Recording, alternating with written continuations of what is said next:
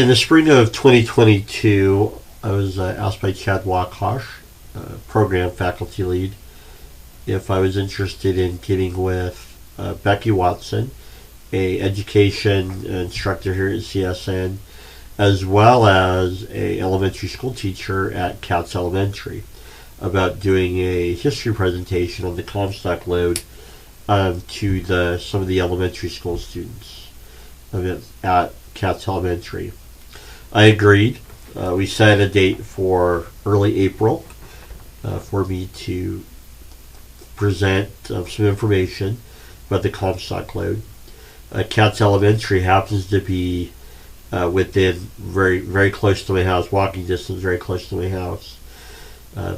Waltlot Avenue. On one side there's Katz, on one side there's McMillan, where my 3 kids went, and then Waltlot goes into the subdivision where I live, and my cul-de-sac is right, just diagonal to the left from Waltlot, and so it's interesting to do a presentation there. I'd been there before a long time ago when I was working on being an elementary school teacher for a little bit. I actually did some observations at Katz, and so if I remember correctly, my youngest is special needs, and I think he went to Katz for a little bit for some special needs stuff as well, and then he went to McMillan too. So I think I remember that. But anyway, so I'm familiar with Katz Elementary. So Becky Watson was the instructor. She teaches at CSN and at Katz Elementary. So I gave a presentation on the Comstock Lode. It was a good scholarly experience in working with audience. I'm used to teaching adults. I'm used to talking to adult learners. This was an example to talk to 4th and 5th graders.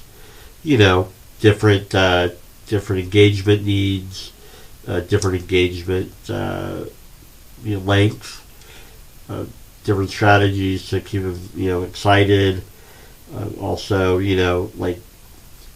Also appropriate material for them. For example, I couldn't tell them how Henry Comstock died.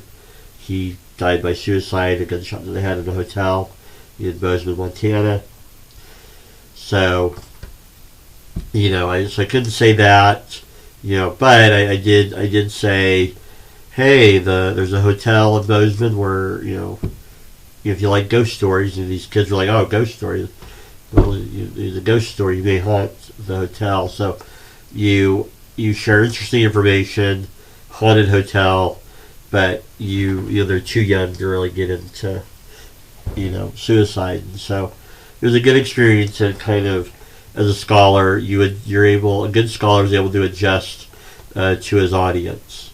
And so I didn't go into a lot of detail necessarily on maybe the facts or the details on philosophical stuff, but I talked about, well, how do miners live? What do miners do all day? So I talked about daily life, and we even talked about, well, how did kids go to school in Virginia City? So you can see the presentation below in the link where I talked about things. The question answer period after was interesting. All kinds of interesting questions for the students. How big are the cows? That was one funny one. But just did kids have to read books for school? So some elementary school stuff that they liked. What did girls wear? I guess one girl asked. So well, they wore dresses, and so. But anyway, so it's a good experience. Scholarly, changing kind of not changing, but teaching to the audience what's their level at. Thank you.